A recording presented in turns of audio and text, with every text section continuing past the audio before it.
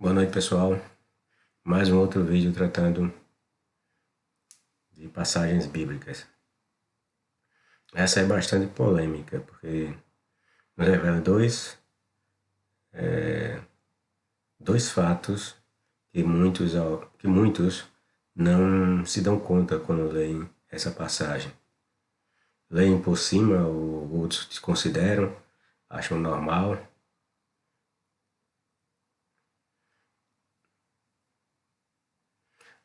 Vamos tratar da questão da guerra travada entre Israel e os midianitas. A chacina dos midianitas. Como já mostramos aqui, os hebreus nos contos bíblicos praticavam tudo o que os demais povos, que eles diziam ser pagãos e malditos. Esses hebreus não se constituíam exceção. Os hebreus, segundo os textos de Deuteronômio,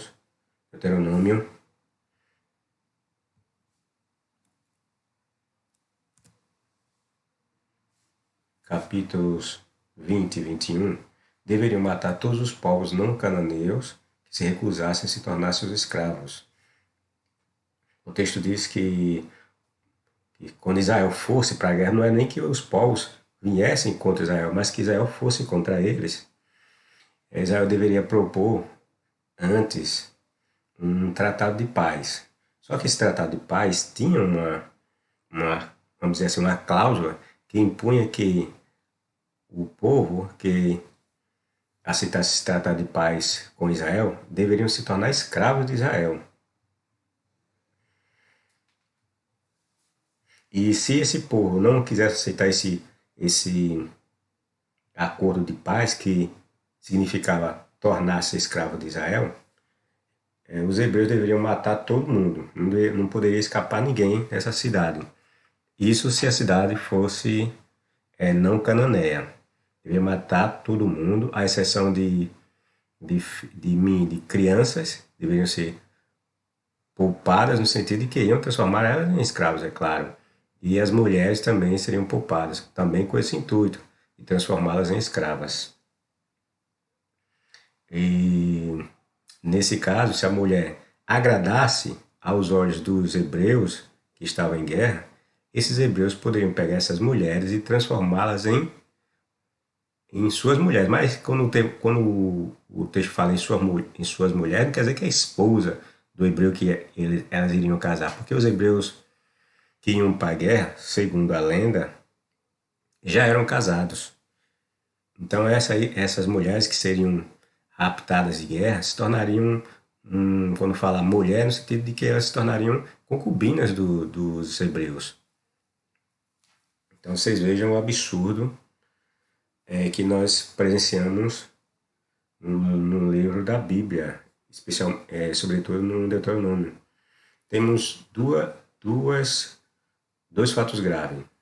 A imposição de transformar pessoas em escravos, que é um absurdo. A segunda é pegar mulheres pagãs de outros povos e transformá-las em suas concubinas. E essa ordem partiu da boca do próprio Jeová, do Deus hebreu.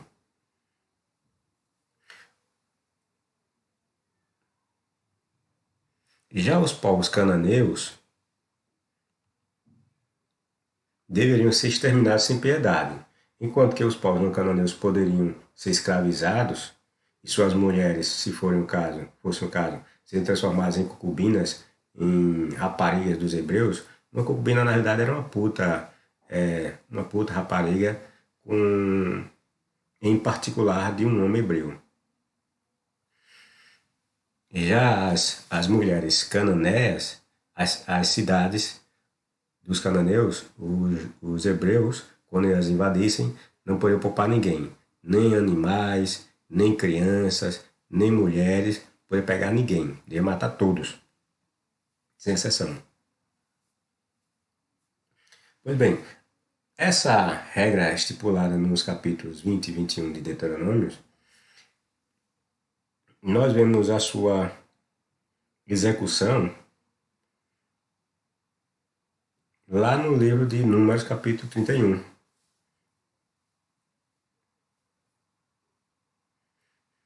Nessa passagem, o Deus hebreu determina que Moisés execute vingança contra os midianitas.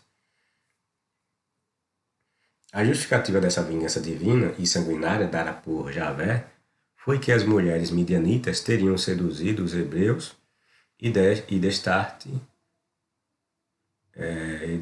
fazendo com que adorasse o deus Baal de Peor, o deus da montanha de Peor. Isso está em Números capítulo 25. Moisés cumpre a determinação de Javé e escolhe 1000 homens de cada tribo para a guerra sanguinária, porém divina. Ou seja, 1000 homens de cada tribo dariam 12.000 homens. A lenda bíblica mostra que os midianitas, inclusive seus reis, teriam sido mortos ao fio de espadas. Aconteceu, porém, que os guerreiros hebreus, como era prática, resolveram preservar os animais, a prata, o ouro, mulheres e crianças como despojos seus. Sabemos que os povos antigos faziam pilhagem, isto é, matavam outros e ficavam com tudo que lhes pertenciam. Roubavam. Assim fizeram os hebreus nesse conto bíblico. Chegando os guerreiros hebreus com esse despojo, mulheres, crianças e animais, ao acampamento, Moisés fica irritadíssimo porque desejava que todos os midianitas fossem exterminados sem exceção. Essa era a ordem, né? Que o próprio Moisés tinha recebido do Jeová. Dessa forma, Moisés dá uma segunda ordem de que eles devem, ou seja, os hebreus, os homens de guerra, devem matar todas as mulheres que não fossem virgens e todas as crianças do sexo masculino. Desse despojo que os hebreus trouxeram para o acampamento, Moisés determinou que todas as crianças do sexo masculino deveriam ser mortas e as mulheres do sexo feminino, as mulheres que não fossem virgens ou que não tivessem deitado com homens deveriam ser preservadas. Já as restantes que tiveram relações deveriam ser mortas. Ou seja, se buscava preservar as mulheres virgens. Agora, temos duas questões a ser levantadas aqui. A primeira, como é que os hebreus sabiam que as mulheres eram virgens? Simplesmente para dizer, não, eu sou virgem, me poupe porque eu sou virgem. Vocês imaginam como não deve ter sido esse teste para saber quem de fato eram mulheres virgens? Segundo ponto, por que as mulheres virgens deveriam ser poupadas? Vocês já pensaram nessa questão? Por que só as virgens deveriam ser poupadas? Simplesmente porque mulheres virgens não corriam o risco de terem filhos bastardos em suas barrigas. Os hebreus iam tomar essas mulheres como suas. Então, para evitar que essas mulheres viessem a se tornar concubinas, escravas, que os hebreus também usavam sexualmente, e correr o risco delas terem um filho já do seu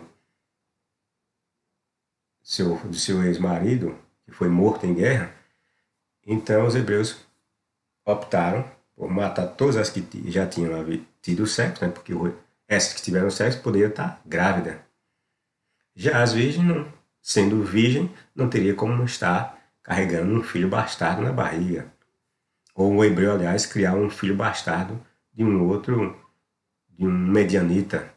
Daí a questão, nessa passagem, dizer que os hebreus, o Moisés determinar que os hebreus deveriam matar todas as mulheres que tinham tido relações sexuais com homens e preservar somente as virgens, para evitar essa questão de trazer mulheres que já tinham filhos de midianitas. E os hebreus que iam ficar com essas mulheres, correriam o risco de estar criando um filho bastardo. Mas por que deixar somente mulheres ou meninas virgens pagãs vivas? Não precisa ser um ótimo intérprete de texto para se ter a resposta, pois a própria Bíblia nos diz isso em Deuteronômio capítulo 20, 21. aproveitem e leem suas Bíblias. Aproveite também, faça comparativos, peguem várias traduções e leiam essas passagens.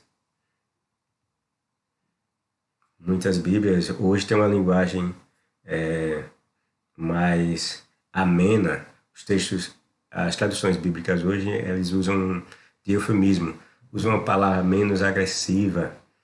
Estupro, eles não usam estupro. Lá em Isaías nós vemos mulheres violadas, mas mulheres violadas são mulheres estupradas. Entendeu? Então é bom que quando se faz uma análise bíblica, você pegue várias traduções e compare os textos, porque as atuais buscam de tudo que é forma amenizar as barbaridades contidas no texto. Essas mulheres seriam usadas como raparigas ou concubinas, como eu já disse. Concubinas e raparigas dos hebreus. Isso se fossem bonitas. O texto fala que a mulher tinha de ser agradável aos olhos do hebreu, para se tornar sua. Ou seja, se fosse feia, se tornava uma ralé, escrava mesmo, de pegar pedra, lavar roupa e coisa do tipo. Já as bonitinhas, ou como nós podemos dizer, as mais gostosas, poderiam ocupar uma posição de escravo com mais, vamos dizer assim, mais privilégios, se tornar uma rapariga, uma concubina do hebreu, pois, como eu já disse, a maioria dos hebreus que iam em guerras, conforme o texto de Deuteronômio o 19, mostra que os hebreus, em sua grande maioria, eram homens casados.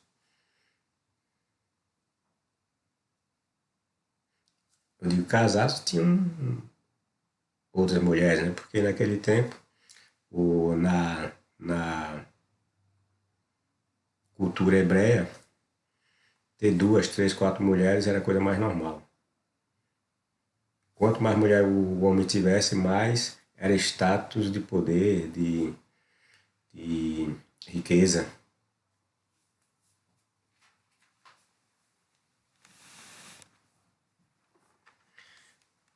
Eu tem um mês, eu acho, que estava lendo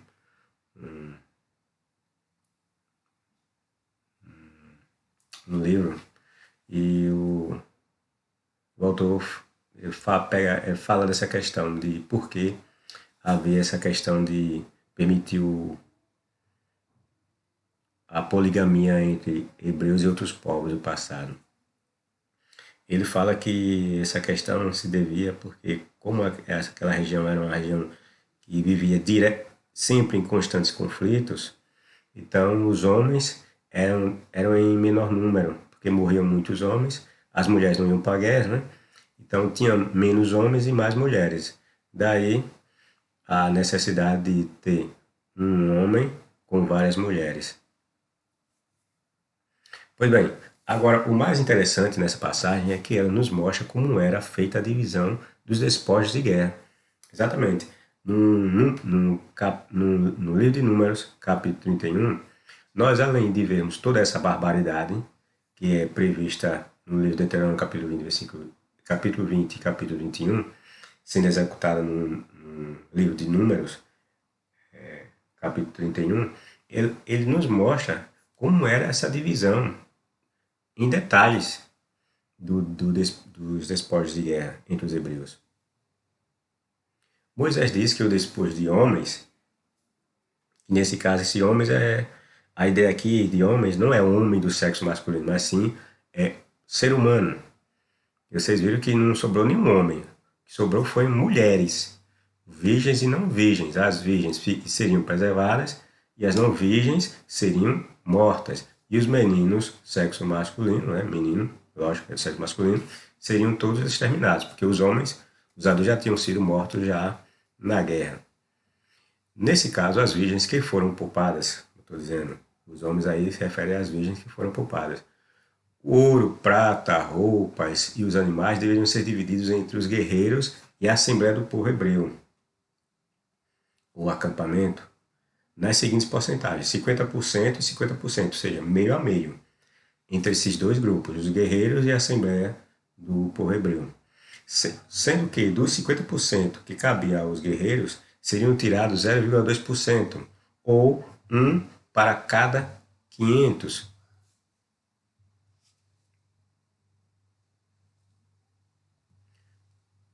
Para o sumo sacerdote, eu me perdi aqui, desculpe, a seguinte porcentagem: 50% e 50% para cada um desses dois grupos, guerreiros e a Assembleia do Povo Hebreu, sendo que dos 50% dos guerreiros seriam tirados 0,2%, ou 1 para cada 500.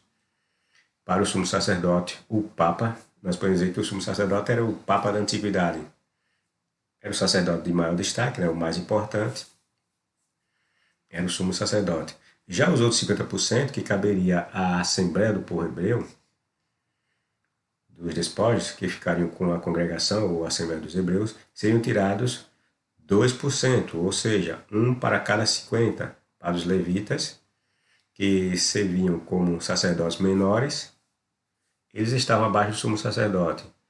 Seria o equivalente aos padres ou pastores na antiguidade. Esses sacerdotes equivaleriam hoje aos padres e pastores de hoje.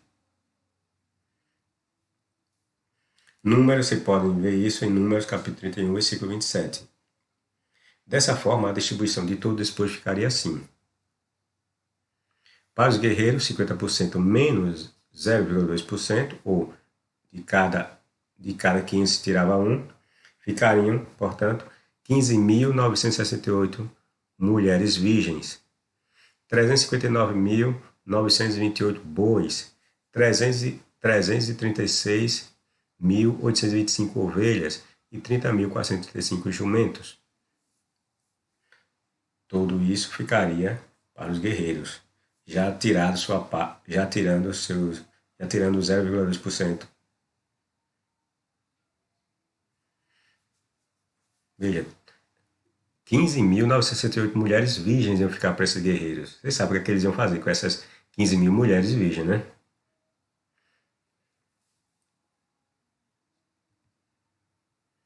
Para Eleazar, o sacerdote, ficaram 0,2, que é tirado de lá dos guerreiros, esse 0,2. Para Eleazar, então Eleazar, o sacerdote, ficaria com 32 mulheres virgens, 72 bois, 675 ovelhas e 61 jumentos. Vocês podem fazer a conta lá, porque tem o valor total. E desse valor total você tira 50% de um e 50% de outro, e vai tirar esse percentual de 0,2% e 2%. Aí você encontra esses valores que eu encontrei. É um cálculo simples.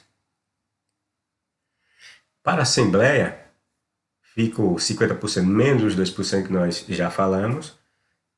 A Assembleia de Israel vai ficar 50% menos 2% que eu já havia falado. Ficaram, portanto, para a Assembleia, ou acampamento hebreu, 15.600 mulheres virgens,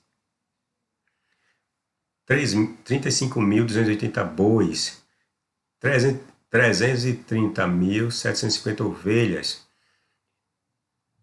e 29.890 jumentos. Tudo isso para os hebreus que formavam o acampamento. Vocês também devem saber o que é que eles iam fazer, no caso os homens, né? Com 15.680 mulheres virgens, né? Como Deuteronômio capítulo 21 já diz que é que eles deviam fazer, aliás, capítulo 20 deviam fazer com as mulheres bonitas, né? Vocês já sabem o que é que eles iam fazer com essas 15.680 mulheres virgens, pagãs. Uns se tornavam escravas, as feinhas, né? Como o texto diz que só deviam pegar as mulheres bonitas para serem deles, se tornava escrava mesmo, raleira mesmo. Já as bonitinhas aproveitavam, como concubina, rapariga. Aumentar o harém dos hebreus. Para os levitas, ficaram 2%, como já havia dito, né? Aí ficaram 13 e 20 mulheres virgens para os levitas. E os sacerdotes, né, esses levitas, adoravam mulheres virgens, né? A regra em Levítico diz que os sacerdotes só podiam casar com mulheres virgens.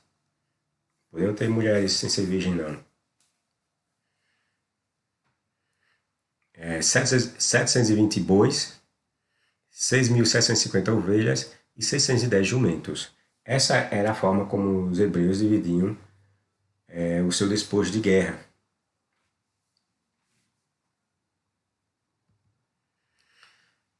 Das 32 mulheres virgens, que seriam dadas a Eleazar, 32 mulheres virgens seriam dadas a Eleazar para serem oferecidas como oferta alçada ao Senhor, Jeová. Veja isso em Números 31, versículos 39 e nos versículos 41. Agora se pergunte, das 32 mulheres, que seriam... Vamos ver quantas mulheres caberiam ao sacerdote Eleazar. 32 mulheres virgens, está vendo aqui? 32 mulheres virgens, 72 bois, 675 ovelhas e 61 jumentos. Dessas 32 mulheres virgens, que foi dada a Eleazar, elas seriam ofertadas como oferta alçada ao Senhor. Agora, você sabe o que é uma oferta alçada ao Senhor? Dê uma pesquisada e veja o que é uma oferta alçada ao Senhor. Oferta alçada nada mais é que um sacrifício, um holocausto. Ou seja, essas mulheres que iam para o sacerdote iam ser sacrificadas. Esta oferta era um sacrifício holocausto que era levantado, por isso se utiliza o termo alçado. Era um sacrifício que era mexido para lá e para cá e era erguido. Ou seja, essas mulheres seriam sacrificadas a Jeová. Os cristãos leem esse texto, muitos passam por cima, não entendem mesmo. É praxe deles não entender as coisas, ou fingir que não entendem as coisas. Ou passa rápido, né? Que eles querem desconsiderar essas atrocidades que a Bíblia apresenta. E não condiz, né, com o Deus do Novo Testamento, é tão bonzinho que enviou seu filho para morrer por todos, quer seja judeu, quer seja pagão, né? Então esse Deus cruel, sanguinário, assassino, estrupador, né? Que nós vimos claramente nessas passagens, tanto de Deuteronômio como de Números, nós vimos claramente uma ordem para estuprar mulheres. E a ordem partiu de Deus, não foi Moisés que violou a lei, que inventou uma lei ali, sem considerar a vontade de Jeová. Foi a ordem direta expressa do próprio Deus. Interessante que o Deus hebreu diz que os hebreus não poderiam pegar mulheres pagãs, porque poderiam contaminá-los, fazer eles desviar da adoração. No entanto, aqui em Números e em Deuteronômio nós vimos claramente eles pegarem mulheres pagãs.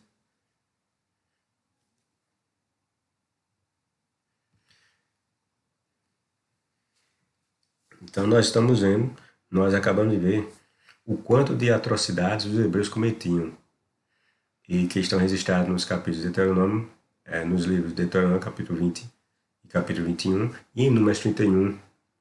Nós vemos tanto o estupro de mulheres, assassinato de mulheres e de homens e crianças, como também nós vemos aqui a clara e explícita oferta de holocaustos ou sacrifícios humanos ao Deus hebreu.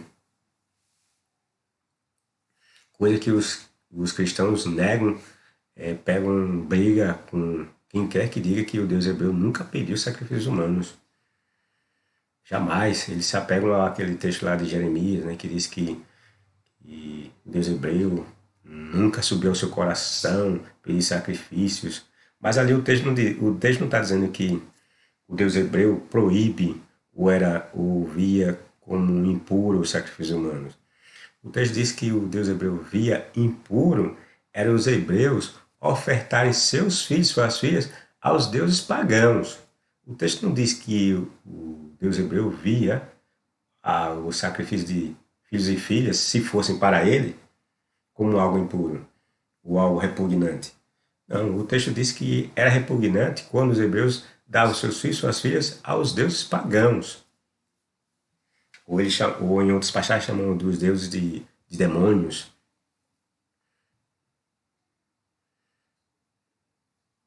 fosse algo tão repugnante assim, esses sacrifícios, o Deus hebreu não teria pedido Isaac em sacrifício. Se era algo tão repugnante e detestável para ele, ele pediu Isaac em sacrifício. Embora não tenha, pelo menos o texto lá não mostre que não aconteceu de fato o sacrifício, mas ele pediu. O que desmente também o texto lá de Jeremias, que diz que nunca subiu ao seu coração, mesmo que você interpretar aquele texto como que Jeová dizendo que não aceita sacrifícios humanos, mesmo assim esse texto já entraria em contradição ao que é registrado em Gênesis 22, quando o Deus hebreu pede que Abraão ofereça o filho em sacrifício. E lá em Jeremias diz que ele nunca subiu ao seu coração, à sua mente, solicitar sacrifícios humanos. Entendeu essa questão? Eis aí a prova de que esse Deus primitivo e ignorante não é nada o que os cristãos afirmam ser. Javé pedia sacrifícios humanos, da mesma forma que os outros deuses que ele chamava de falsos. Sabemos que os pagãos, que os sacrifícios de virgens eram muito apreciados pelas divindades ditas pagãs. Qualquer literatura, eu digo assim, literatura em livros históricos, né? Você vai ver que vai mostrar que era uma praxe entre os povos antigos ofertar a seus deuses mulheres e mesmo homens virgens. A preferência era mulheres virgens, né? Ou mesmo criança, né? Porque sempre teve essa ideia de que criança era puro, né? Guardava a pureza, era quase que um santo. Então, era uma praxe entre os povos pegar filhas e filhas e ofertar seus filhos e ofertá-los a divindades. E nessa passagem nós vemos claramente por que foram ofertadas as virgens, porque era uma prática naquele tempo. Se ofertar mulheres virgens aos deuses.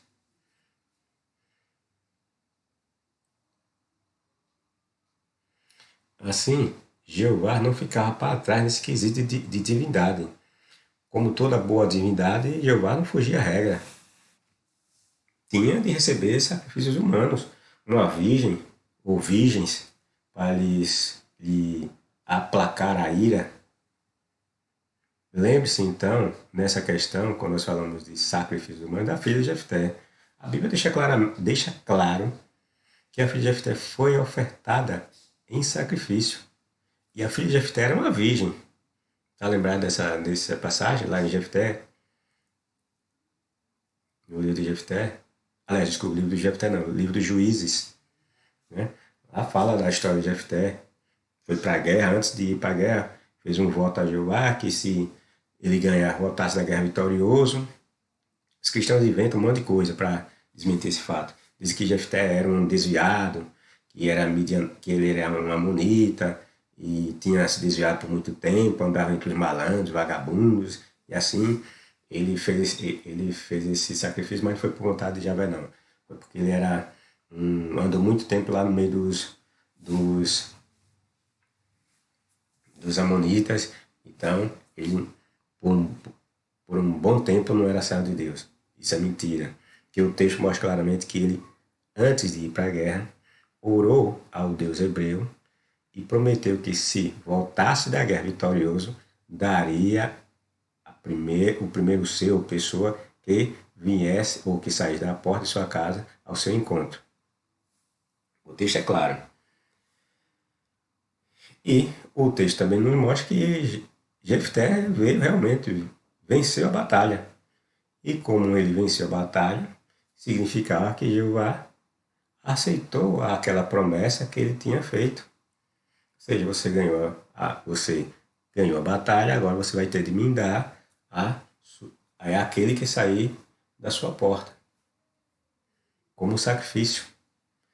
Lembre-se que o termo lá usado no livro de Juízes é oferta queimada. Não existe. Oferta queimada era sempre um sacrifício. Esse negócio que os crentes também inventam, de que não, a filha de Jefté foi prestar serviço sagrado no templo. Aí ela nunca mais casou, porque ela ficou lá no templo. Isso é mentira. O texto fala que ela foi ofertada como um holocausto queimado. Não existe outra forma de se oferecer algo em sacrifício queimado que não a morte daquela pessoa. As outras 15.968 mais 15.680 mais 320 mulheres virgens, você já sabe o que lhes aconteceria. Lhes aconteceriam, né? Não é mesmo? Deuteronômio 20 e 21 dá a resposta novamente. Todas as barbaridades que supostamente os hebreus fizeram em guerra, sempre vai se respaldar aqui nesses dois capítulos de Deuteronômio, 20 e 21. Essa vai ser a forma como eles vão proceder nas guerras. E a forma de divisão é aquela que nós já acabamos de mencionar em Números capítulo 31. Era sempre essa regra. É claro que boa parte dessas guerras aí dos hebreus é tudo mentira. Não aconteceu guerra nenhuma. Os hebreus, como nós vemos nos textos, diversas vezes ali em Juízes, os hebreus eram muito frouxos. Pelo menos é o que o texto fala, né? Esse negócio de dizer que os judeus eram valentes, guerreiros, isso é tudo conversa. O texto não mostra isso. O texto mostra que eram tudo covarde. Ah, e esquecendo esse detalhe, os midianitas eram, segundo a lenda bíblica, descendentes de Abraão por meio de sua concubina chamada Quetura. Você pode ver isso em Gênesis capítulo 25. Os midianitas, segundo a lenda, vinham da descendência de Abraão com essa concubina, Quetura. Concubina, na realidade, era uma puta, uma rapariga, em particular dos hebreus. Para um hebreu ter concubina, ele tinha de antes ser casado. Entendeu? Não existia um homem solteiro ter uma concubina. Um homem solteiro, para fazer relações sexuais, ou ter prazer, fazia como Sansão, lá no relato de Juízes, que passou a noite toda trepando com uma prostituta. Ou como o filho de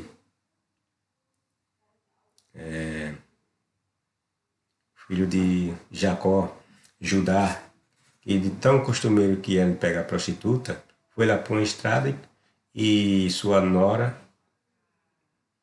se fingiu ser uma prostituta e ele viu a prostituta e foi logo pegando. Você vê como era a índole do hebreu, né? Não tinha nada de pureza, era um pouco comum como qualquer outro, não tinha nada. Esse negócio de Deus aqui que coloca nos textos é simplesmente o escritor que entende as passagens como intervenções divinas. Que todos os povos colocavam em seus enredos intervenções divinas. Mas eram coisas da cabeça deles. Deus algum existia. Moisés tinha uma mulher chamada Zípora, que também era midianita. Era filha de um sacerdote pagão chamado Jetro. Se Jetro era um sacerdote, ele oferecia sacrifícios. Se ele oferecia sacrifícios, ele oferecia sacrifícios em favor de alguém. E Jetro era midianita. Então o sacrifício que ele oferecia era em favor dos midianitas.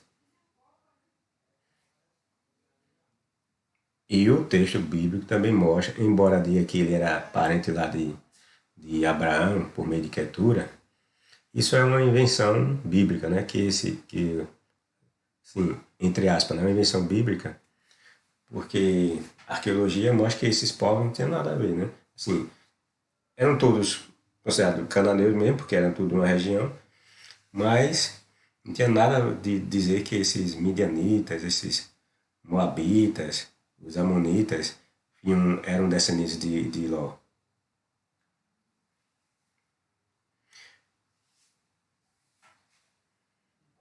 Então é que esses povos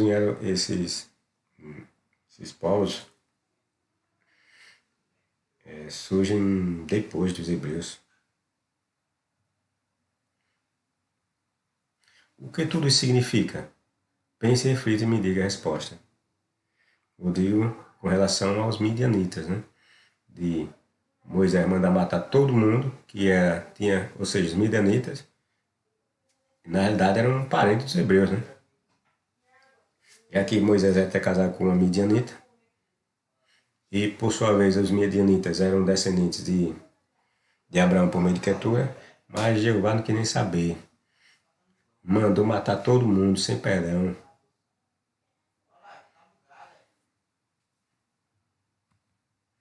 É isso aí. Então esse texto nos mostrou essas questões. A imoralidade dos hebreus.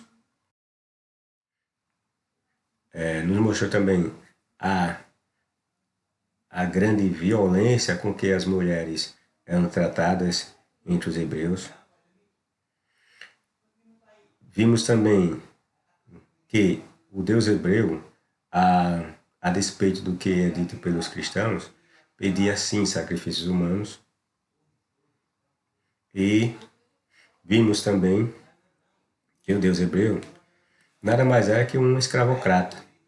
Ele estimulava a escravização de pessoas e povos, diferentemente do que é dito que o Deus hebreu é um Deus imparcial, que em toda a nação o povo que o teme e o obedece, ele é aceitável. Isso tudo é mentira, conversa lá dos evangelhos que tentaram criar uma imagem diferente do Deus do Velho Testamento.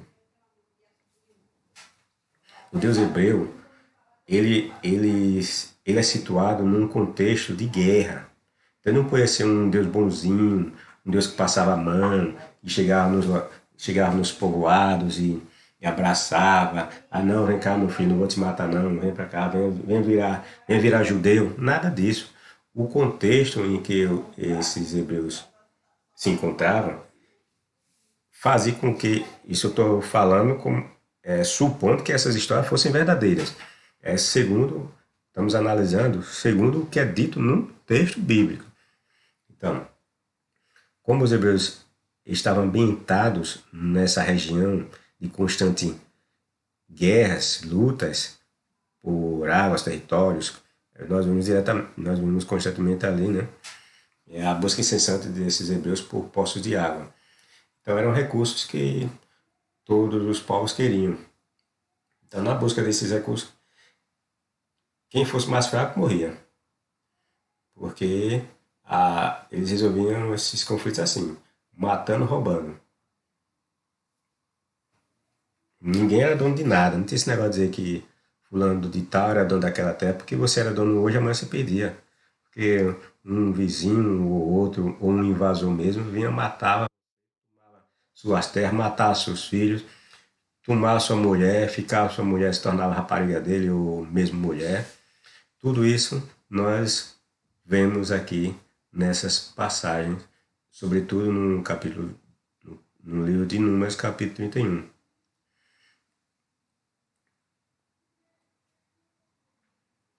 É isso aí, pessoal.